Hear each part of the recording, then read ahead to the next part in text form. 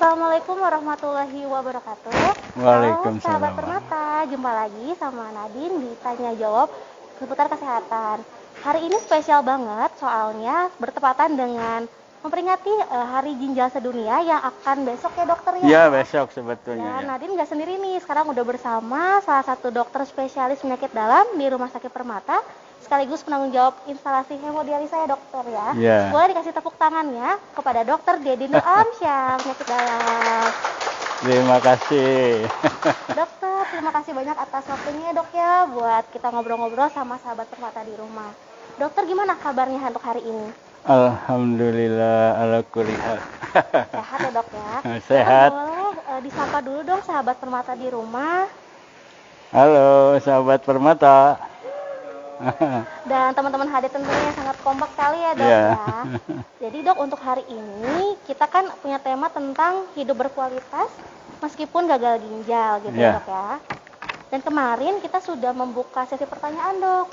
Udah banyak nih yang masuk gitu. Dan buat Ya. sahabat Permata yang belum bertanya, silakan di kolom komentar karena nanti akan ada hadiah dokter. Yang terpilih dapat uang elektronik gitu. Jadi harus semangat bertanya. Biar semangat ya. Boleh dokter, selanjutnya langsung aja kita saksikan pemaparan dari dokter Dedi seputar kesehatan ginjal. Silakan dokter. Terima kasih. Assalamualaikum warahmatullahi wabarakatuh. Salam sejahtera.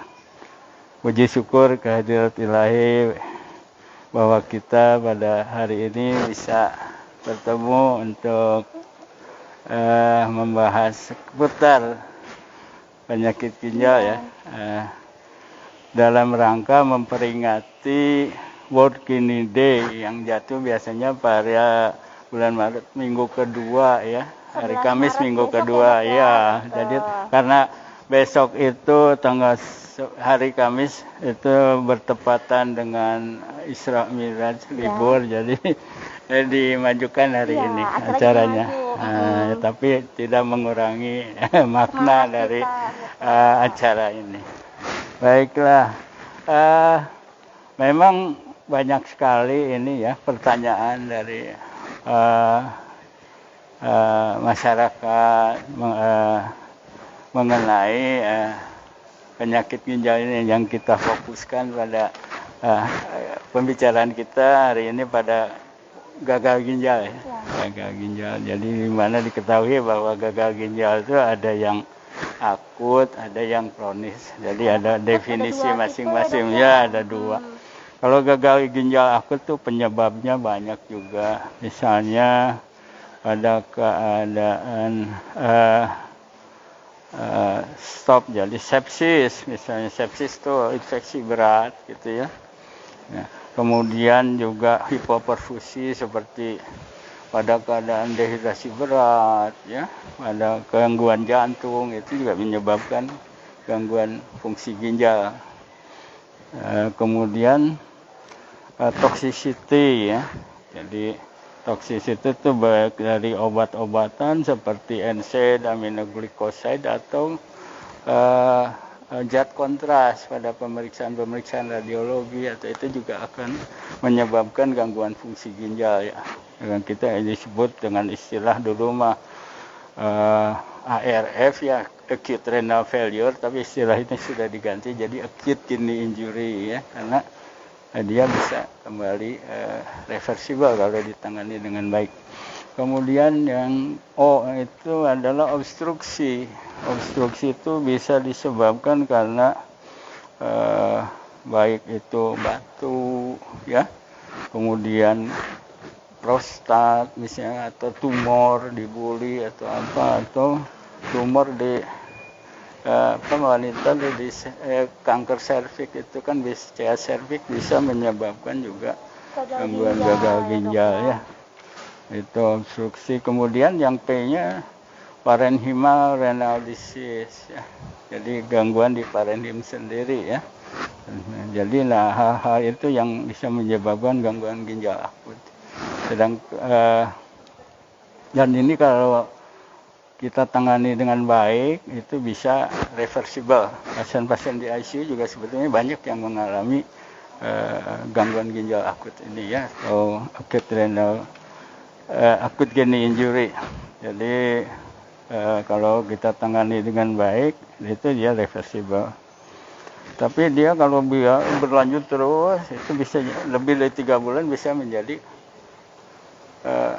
chronic kidney disease, ya. Jadi itu istilah chronic kidney disease atau CKD, atau kita biasanya ke PGK ya, penyakit ginjal kronis. Itu ada stage-stage-nya ya, berdasarkan perhitungan laju filtrasi glomerulus. Itu laju filtrasi glomerulus itu dilihat dari kadar serum kreatinin pasien, usia, jenis kelamin. Itu ada rumus-rumus. Jadi rumusnya baik Krofft-Bolt, terus dari MDRD ya, maupun dari CKD-EPI. Itu ada beberapa rumus. Tapi sekarang sih udah ada aplikasi ininya jadi kita tinggal masukin data-data, nanti keluar tuh itunya, estimasi laju filtrasi glomerulusnya. Dan itu menentukan stage dari gangguan ginjal kronis. Kalau stage 1 itu lebih dari 90, antara 60-90 itu stage 2. Kemudian stage 3 itu ya antara 45 ke 59 ya. Stage 3 juga dibagi 2, itu stage 3A, 3B. Kemudian stage 4 itu antara 15 tadi, stage 4 ya, 30, 45 tadi kan, jadi 44. Kemudian yang stage 5 itu kalau kita udah di bawah 15, 15%. 15 sampai 30, 15 sampai 29 itu masih stage 4 ya. Kapan kita harus merujuk sebagai misalnya dokter umum kepada siapa, kepada nephrologis? Nah itu biasanya kalau pada stage awal atau pasien baru pertama datang tapi kelainannya udah berat, itu misalnya kaliumnya tinggi, ini ada asilosis, ada apa ya, misalnya overhidrasi, itu bagusnya dikirim atau dirujuk ke nephrologis atau internis yang sudah terlatih, biar lebih tepat ya, biar lebih tepat ya pengelolaan pasiennya ya, gitu.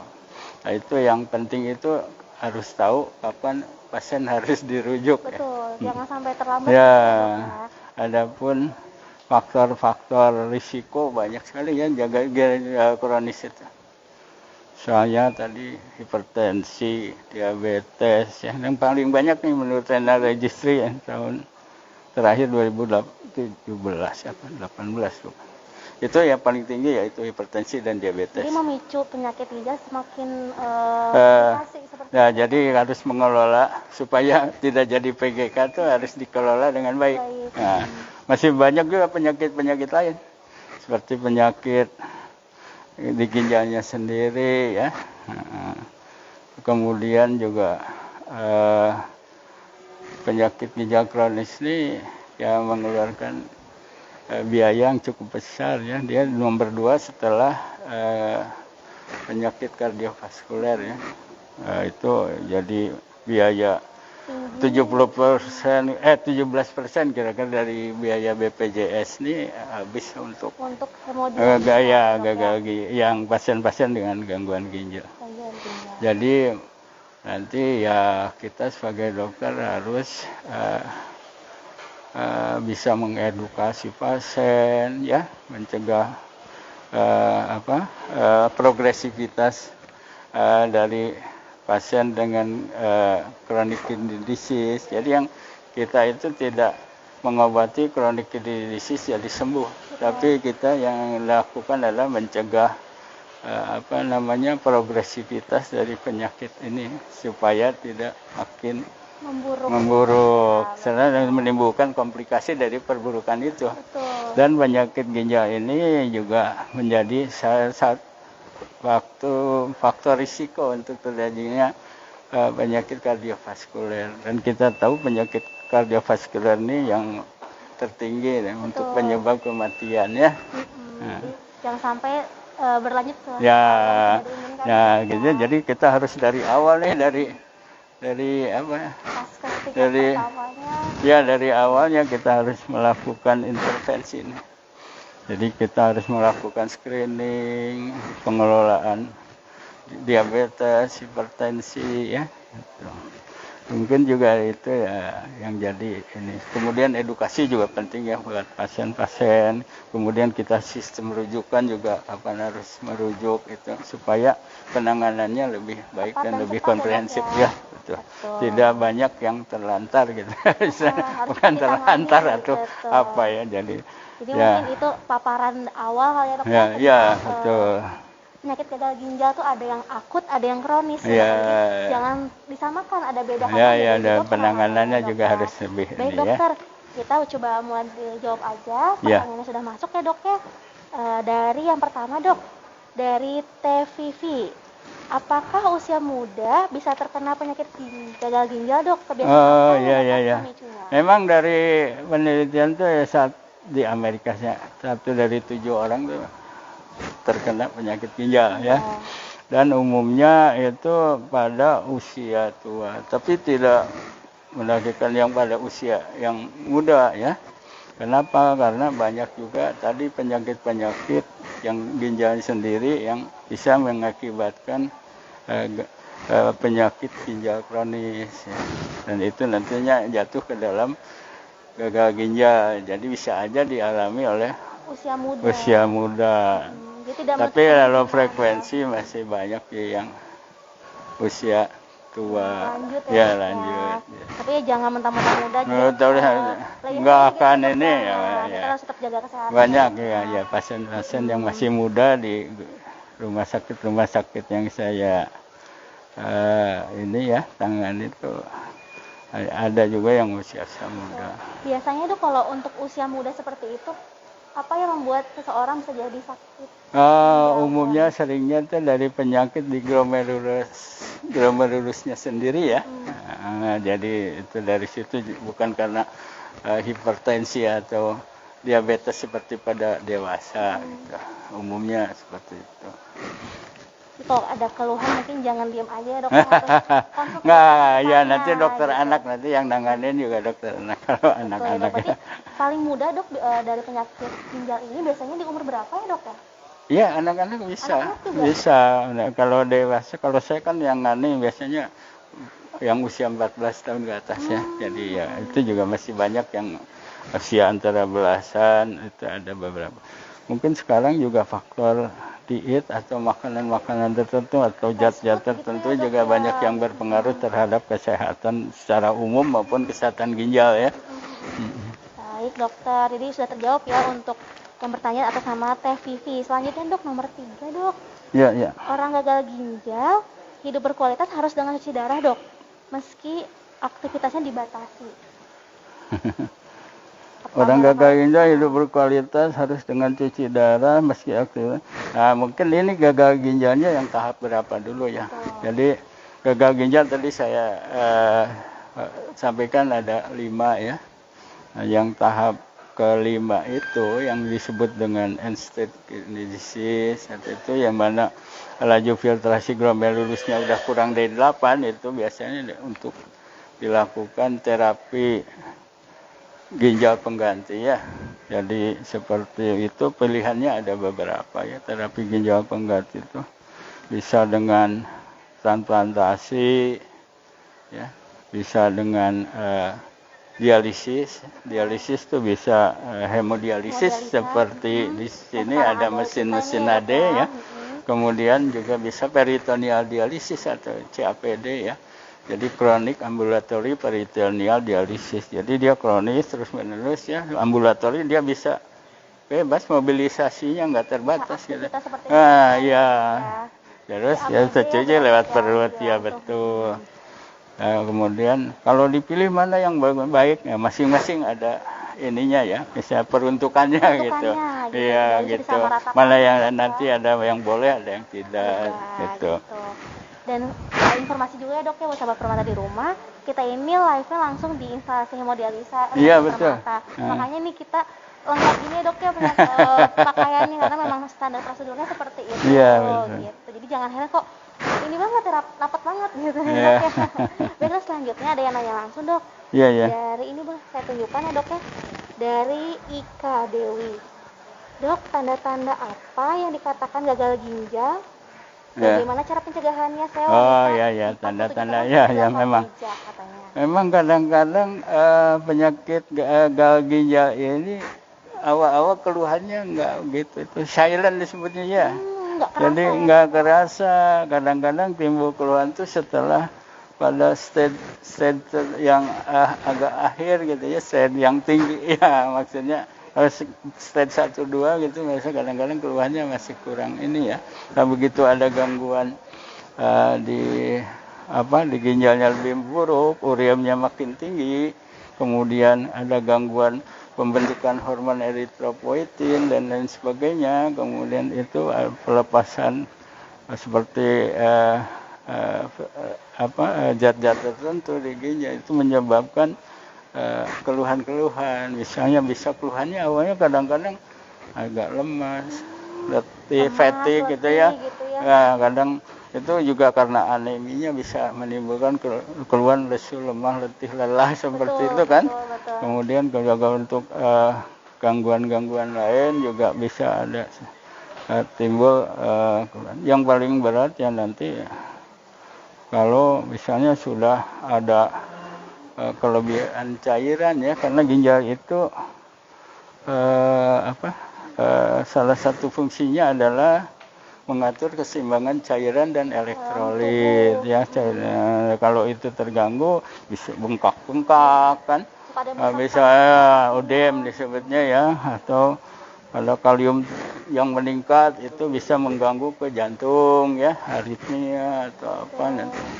Kemudian juga kalsium juga terganggu ya. Nah, terus kita juga apa tadi?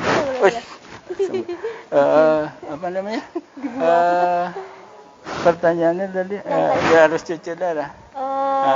Apa namanya kan 47 tahun, Dok, nih Pak, orangnya belakang meja kerjain sehari-harinya, Dok, gitu kan. Dia takutnya ada tanda-tanda nih, saya tanya tanda-tandanya apa. Oh gitu ya, tanda tadi gejala gitu dari awalnya. Jadi gejala itu kadang-kadang gejala tergantung dari ini gangguannya yang lebih dominan ya. Kalau dia anemi ya lemah, letih, lesu, lelah gitu. Kemudian kalau dia uremic syndrome misalnya bisa ke gastropati, kayak mual-mual kadang itu ya. Itu mual juga bisa satu tanda. Kadang-kadang hanya disangka sakit mah, dikasih obat mah biasa, itu kan memperburuk fungsi ginjalnya. Ya itu makanya harus diperiksa. Apa yang harus diperiksa? Lagi ya, Dok, untuk menentukan itu fungsi ginjal kita periksa dari laju filtrasi glomerulusnya tadi dengan tidak memeriksa secara langsung, tapi estimasi itu yang pakai rumus-rumus tadi. Rumus gitu, ya. Ya. Jadi kalau kita lihat laju filtrasi glomerulusnya di mana, misalnya dia 60 ya, atau ya antara 60-90 kan stage 2 berarti ya. Kalau antara misalnya 45 sampai 59, nah itu udah 3A, ya. Kalau di bawah itu 3B, di bawah sampai ke stage 5, di bawah 15. Ya. Jadi mungkin itu kali ya tanda-tandanya, Dok ya.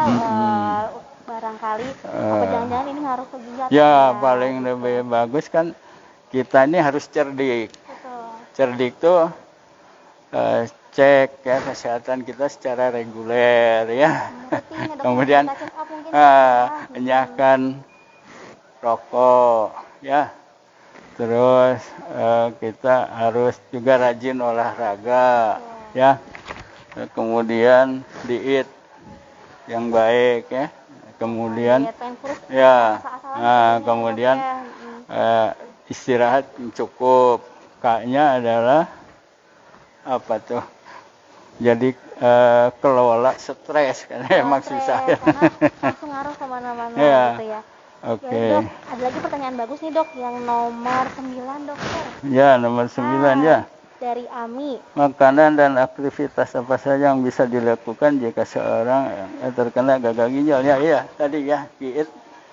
ya sama kita jangan terlalu mager ya. Jangan mager betul. Malas Karena zaman gerak. sekarang mager terus Jadi ya, Dok. olahraga. Nah, sekalian ada pertanyaan dari Nina nih. Olahraga apa yang kira-kira bisa? Cocok ya. Ya, Dok, jadi gini. Jadi olahraga itu disesuaikan juga dengan kemampuannya. Jadi kita tidak boleh olahraga terlalu berat, terlalu ringan juga kurang bagus. Olahraga yang baik tuh kalau kita lihat ininya maksimum denyut jantung kita berapa. Jadi maksimum denyut jantung kita tuh umur dikurangi 220 kurangi usia. Umur. Gitu. Jadi misalnya umurnya 50 nih. Itunya 220. Kurangi 50. Nah, ya 120. Jadi kalau kita olahraga jangan sampai lebih dari 80% atau 70% deh ya. Maksimum itu iya nanti bahaya gitu ya. Nanti ya itu terus ya olahraganya apa saja sesuai kemampuan yang bisa berenang sepeda ya yang itu yang bagus kan aerob ya gitu seperti itu dan yang continue itu seminggu berapa kali minimal 3 kali 5 kali kemudian waktunya minimal setengah jam jangan sebentar banget gitu yang bagus seperti itu kemudian diet makanannya dietnya apa tadi kan yang bagus tuh ya satu rendah garam karena yang sakit ginjal tuh harus mengurangi itu ya supaya tekanan darahnya tidak makin dari tensi juga ya mempengaruhi terhadap tensi ya karena ada proses dan pelepasan renin-angiotensin dan lain sebagainya itu kalau dijelaskan cukup pokoknya kurangi garam maksimum garam kira-kira 2 gram sehari. Satu hari. Jadi sesendok lah sehari itu. Jadi kalau masak dulukan saja buat yang pasien ini garamnya karena nanti kalau yang lainnya makannya kurang garam suka nggak enak banyak protes ya. Betul. Tadi rasanya. Ya nanti didulukan dulu buat penderita. Kemudian kurangi garam, fosfor juga harus dikurangi. Misalnya apa? Fosfor tuh banyak juga pada daging merah, pada alpukat dan sebagainya. Kemudian kita apalagi tadi makanan yang itu protein ya. Protein kita harus batasi. Kalau yang belum cuci darah itu kita batasi sampai 0,8 per kilogram berat badan per hari. Untuk proteinnya dok. Ya. Kemudian kalau udah cuci darah biasanya bisa ditingkatkan sampai ke mana. Itu pun ada yang dibilang kalau yang belum cuci darah tuh harus lebih restriksi lagi yang very low diet protein gitu ya. Bagus ya, kira-kira proteinnya dari mana kita ya dianjurkan dari putih telur, dari daging yang putih bukan daging merah ya. Kemudian dari nabati ya. Kemudian bulgur kemudian apa ya? Protein sumbernya itu ikan ya bisa. Itu selain mengandung omega 3 ikan tertentu juga bagus. Bagus untuk penyakit ginjal ya dok ya. Kemudian diet lain yang paling hati-hati kita yang tinggi kalium ya. Tinggi kalium itu apa? Seperti air kelapa ya, jus belimbing yang itu kaliumnya tinggi. Kalau yang sudah penderita tidak boleh itu nanti bisa kelapa ya dok? Ya nanti bisa berkonsultasi dengan ahli gizi, ahli diet ya. Kebetulan di Rumah Sakit Permata sudah ada dokter ahli gizi. Nanti bisa ditanyakan kepada beliau bagaimana itu bisa berkonsultasi ya. Disesuaikan dengan usia juga ya dok, aktivitas juga. Terus apa lagi tadi pertanyaannya? Itu sih lebih ke makanan sama aktivitas apa yang baik gitu. Ya aktivitas ya seperti tadi ya kita jangan mager banyak ya. Jangan mager pokoknya itu ya dok. Ya itu terus ya olahraga teratur, diet diatur gitu ya. Ya tadi balik lagi ke cerdik itu ya. Cerdik itu kan udah jargon pemerintah. Cerdik. Ya cek gitu. Kesehatan secara rutin ya, hindarkan rokok, kemudian rajin olahraga ya diet yang baik, kemudian istirahat cukup, kelola stres. Oke dokter, ini pertanyaan terakhir nih dok. Ya, ya. Jika seseorang pasien HD dalam beberapa minggu kreatinnya sudah dan ureumia masih dalam taraf batas, apakah bisa frekuensi HD-nya bisa berkurang? Katanya seperti itu. Oh gitu. Jadi kalau yang namanya penyakit gagal ginjal, ya, terus sudah stage tertentu dengan istilahnya tuh jadi harus dilakukan ya terapi ginjal tertentu, kita bukan mengembalikan si ginjal jadi normal, enggak. Udah nggak bisa ya dok? Iya nggak bisa. Jadi kita mencegah progresivitas tadi dan komplikasi-komplikasi yang terjadi akibat sakit ginjal ini sendiri, ya. Jangan bertambah komplikasinya nanti, karena nanti akhirnya kalau komplikasinya banyak, ya akhirnya bisa menyebabkan ya kematian, kan itu yang ya maksud kalau soal kematian kan urusan. Cuma kita istilahnya berusaha supaya baik, tidak timbul komplikasi. Itu namanya di tertiary prevention ya. Jadi kalau yang primer itu yang masih awal-awal saat ginjalnya masih bagus. Kita ini kalau udah stage 2 ke 4 itu kita kan udah secondary prevention. Gitu ya dok. Jadi memang tidak bisa dikembalikan seperti semula, tapi bisa mengatur, menahan laju progresivitas serta komplikasi yang bakal terjadi. Betul. Mungkin dokter terakhir kesimpulan bisa diulang untuk sahabat primata di rumah, mau usia berapapun nih, gimana caranya menjaga kesehatan ginjal? Ya, itu kesimpulannya satu ya memang para tenaga kesehatan itu terutama dokter harus lebih mengedukasi mengenai pasien-pasiennya ya, pasien-pasien yang mengalami gagal ginjal ya, kemudian juga mengobati ya penyakit-penyakit yang menjadi faktor risiko untuk gagal ginjal ya, kemudian juga bagaimana membentuk sistem rujukan ya. Kalau kita dokter umum misalnya ya menangani pasien dengan seperti ini, ini waktunya harus dirujuk. Umumnya pada stage 3 atau GFR kurang dari 60 kita baiknya dirujuk, atau pada keadaan tertentu dengan adanya hiperkalemi ya, penurunan yang sangat cepat yang itu, kemudian ada komplikasi lain ya, itu harus segera dirujuk ke internet atau nefrologis. Jadi seperti itu ya dok ya. Mau usia berapapun jangan mager, cerdik tadi ya dok ya. Kelola dietnya, makanannya, aktivitasnya, dan jangan stres juga ya dok ya, karena itu memicu penyakit lainnya. Mungkin itu saja bincang-bincang kita dengan dokter Dedi. Terima kasih banyak ya dokter ya, ilmunya luar biasa. Sama-sama ya, mudah-mudahan bermanfaat. Nggak boleh mager lagi buat ya dok ya. Nah sekarang sahabat permata boleh ikutin saya. Kita mau lihat-lihat nih. Kita mau ini ya. Iya, hemodialisis itu seperti apa?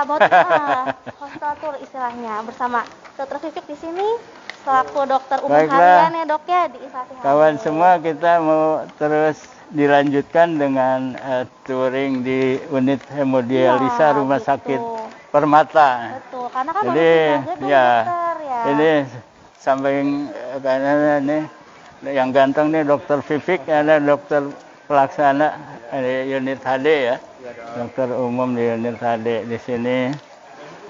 Kemudian ada beberapa kru unit HD kita. Kita mau jalan kemana dulu nih? Dari depan dulu kali ya dok ya. Ya oke. Biar gimana sih tampilan depannya dari ruang HD yang sekarang? Iya. Gitu. Aduh, ini ngambai-ngambai. Ini kertas.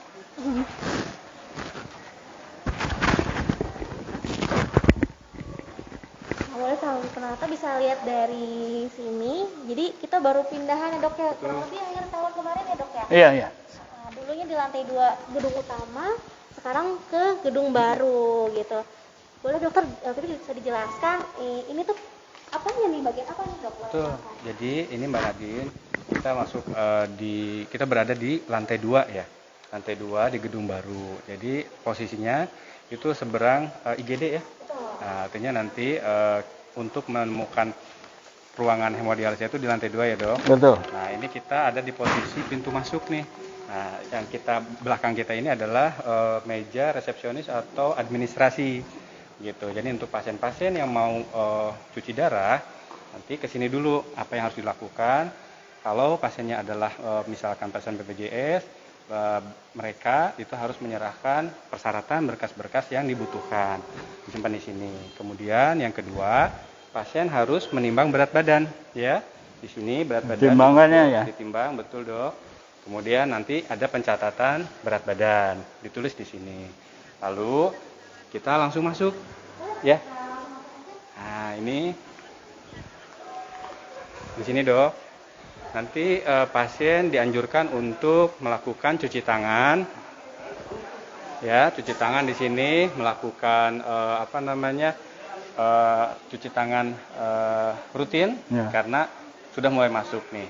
Dan yang berikutnya dipastikan pasien harus menggunakan APD ya, Mbak Nadine. Cuci tangan 5 langkah pakai APD. Dokter.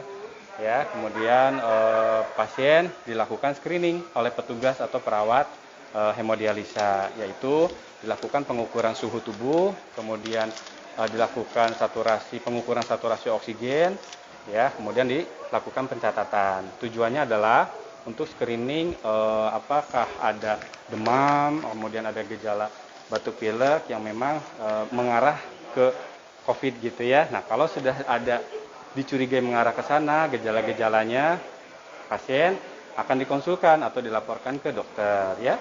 Kemudian apakah memang diperlukan pemeriksaan lanjutan, misalkan seperti melakukan screening antigen, antibody, atau bahkan mungkin PCR ya, swab, seperti itu. Nah, untuk pasien-pasien yang memang sudah dikatakan aman untuk dilakukan cuci darah, artinya tidak ada keluhan yang tadi disebutkan, pasien bisa dipersilahkan untuk masuk ke ruang cuci darah.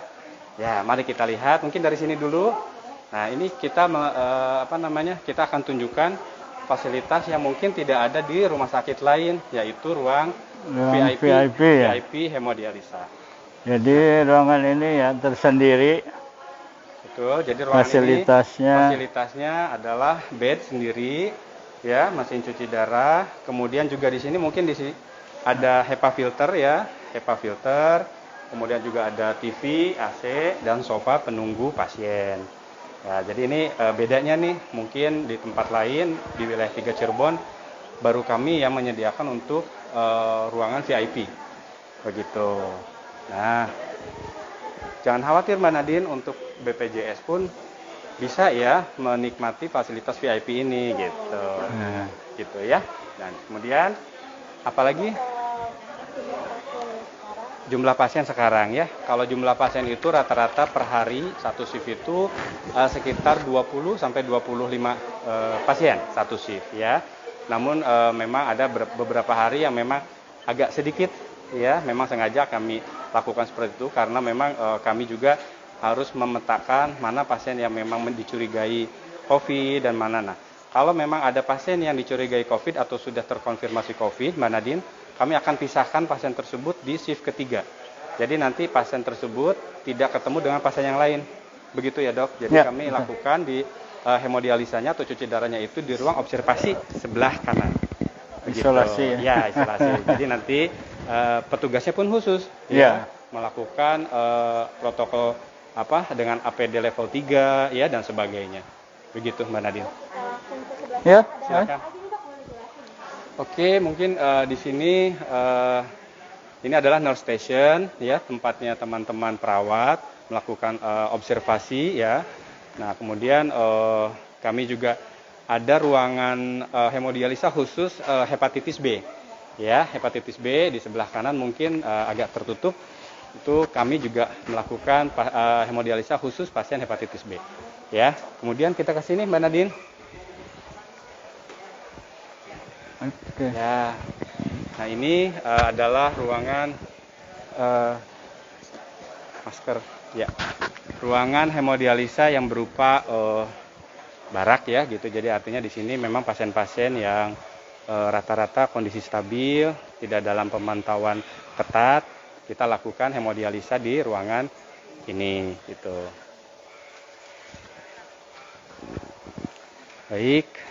Lalu kita kapasitas mesin ya, kapasitas mesin kita totalnya ada 28 mesin ya, yang tadi sudah disampaikan, ada ruang VIP juga, ada ruang khusus hepatitis B, dan untuk ruang pasien yang stabil dan observasi COVID. Ya. Mungkin ini ada spesial hari ini ya dok ya, kita mau ngasih tanda kasih ya dok ya dari rumah sakit tanda buat mata lah dalam rangka hari Ginjal Sedunia Walking dok Day. ya. Betul. Kita Saya ngobrol-ngobrol juga nih sama salah satu pasien nih dok ya. Kita ke pasien Bapak Agus. Pak Agus ada di mana Bapak ya. Agus nih? Pak Agus di B2. Ya.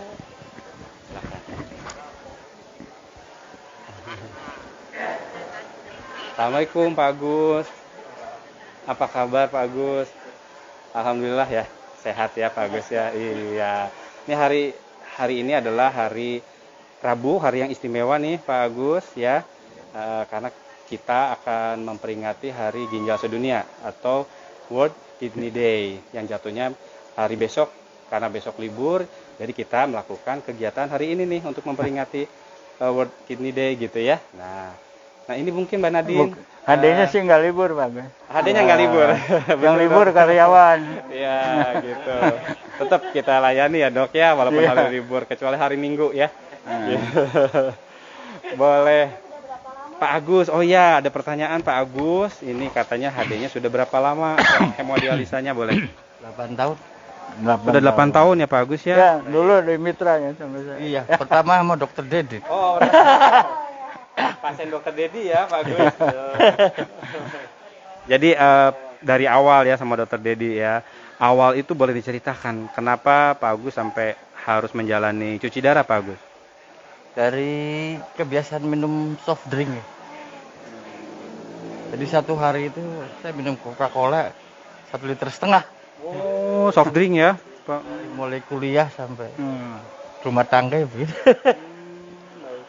Nah, kemudian dicek fungsi ginjal gitu ya Pak Agus ya. Sehingga kemudian dikatakan harus Ya, darah.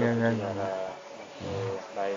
Mungkin itu tuh cerita dari Pak Agus kenapa harus hemodialisa ya. Tapi sekarang udah 8 tahun ya. Alhamdulillah ya. Apa nih mungkin yang bisa diceritakan sampai Pak Agus nih alhamdulillah sekarang sehat ya, selama 8 tahun menjalani cuci darah. Apa saja Pak Agus yang harus dilakukan? Mungkin bagi teman-teman atau Asupan kalium sama cairan aja. ya. harus dijaga ya dok Ya, ya, kalium dan cairan. Terus pasien saya tadi di tempat lain sih dia bilang ada rumusnya 5S apa kata. 5S ya dok ya. Apa itu dok? Yang tadi disampaikan di Instagram itu ya. Jadi ada pertama sabar, kedua Sabar, syukur ya, syukur, sujud, ya. sujud, Terus apa S yang keempat tuh lupa, dan yang kelimanya mas sodako. sodako. Nah, betul Pak Agus, itu Ada tuh. yang empatnya. 5S Jadi ya. ya pasien itu dengan sabar kita menerima apa yang ditakdirkan oleh yang Maha Kuasa gitu kan. Jadi HD itu salah satu jalan gitu. Diberi ini ya kita mungkin diringankan, kitanya ikhlas dari dihilangkan dari dosa-dosa. Perjalanannya harus santai. Ya betul. Terus kitanya juga sujud itu ya tentu karena kita harus melaksanakan mendekatkan diri kepada yang Maha Kuasa ya. Yang nomor utama ya Pak Agus. Itu sabar. Nah mungkin selain itu tadi kata Pak Agus mengontrol cairan ya. Ya, yang itu ada dari diet yang itu ya. Pola makan dan Pola juga makan. pola hidup ya dok ya. Kan banyak kan tuh yang itu kadang-kadang kan Cirebon panas ini, haus terus rasanya ya, betul. Segala minum es, segala Ya. apa masuk gitu ya dok ya. Ya. Nah iya betul. Kalau Pak Agus enggak ya Pak Agus ya? Banyak. Enggak seperti itu Ya, ya. apalagi minum air kelapa jangan sampai ya. Nah, Baik. Ini Pak bagus. Agus sebagai Ini tanda bagus ya. kasih sayang kami selalu peduli atas kesehatan Pak Agus. Ini mah bisa dimakan, Nah, bagus. bisa dimakan ya dok ya. Mohon diterima dok Pak Agus. Ya, nanti ya. jangan sampai itu mudah-mudahan rendah kalium. Amin. Pak Agus nggak ada ini yang lainnya kok, nggak ada kencing manis. Ya, iya nggak ada. Alhamdulillah. Baik. Tadinya mau CAPD ini. Oh iya, mau CAPD ya Pak Agus ya. Iya. Nah, ini mungkin kenang-kenangan dari kami, Pak Agus. Semoga bermanfaat. Ya, ya sama-sama Pak Agus. Ini juga mungkin Dok, karikatur beliau nih, kenangan. Kami sangat menghargai beliau ya. Sudah 8 tahun, luar biasa perjuangan Pak Agus ya. Semoga menjadi pemberi semangat ya Pak Agus ya. Iya, tanda mata dari kami. Iya, mohon diterima ya Pak Agus. Iya, baik. Foto dulu. Boleh. Dokter di sini, Dok. Maaf, Dok. Ya. Oke. Baik. Ya, terima kasih Pak Agus. Pak Agus jaga kesehatan. Selalu sehat selalu ya. Oke, baik. Terima kasih ya Pak Agus ya. Tetap semangat ya. Oke, Mbak Nadine. Baik, terima kasih Dr. Vivik atas perbincangan yang luar biasa ya terhadap ruang HD dan salah satu pasien kita di sini. Dokter Dedi, dibacain boleh ya Dok ya? Tadi kan banyak yang nanya. Ini ada 3 pemenang Dok yang nanti uang elektronik itu Dok. Iya, iya. Boleh yang pertama Dokter? Pemenang, ada 3 orang pemenang hari ini. Yang pertama siapa? Ami ya. Ami 354. 354. Bukan 9 ya? 5 ya betul. 354 ya? Betul. Kemudian yang kedua adalah Ika Dewi 23. Dan yang ketiga Saudara Gumilang Cano ya. Nah, buat 3 akun tadi yang disebutkan oleh Dr. Dedi boleh menghubungi panitia DM aja pemenang, nanti kita kirimkan ya Dok ya hadiahnya. Insyaallah ya.